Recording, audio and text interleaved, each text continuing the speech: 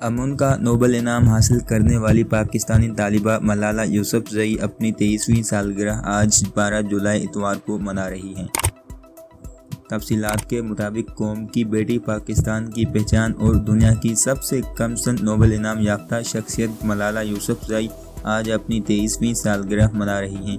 آج کے دن ملالہ نے اقوام متحدہ میں صنفی تفریق کے خلاف اثر انگیز تقریر کی تھی، جس کے بعد اقوام متحدہ نے اس دن کو ملالہ ڈے قرار دے دیا۔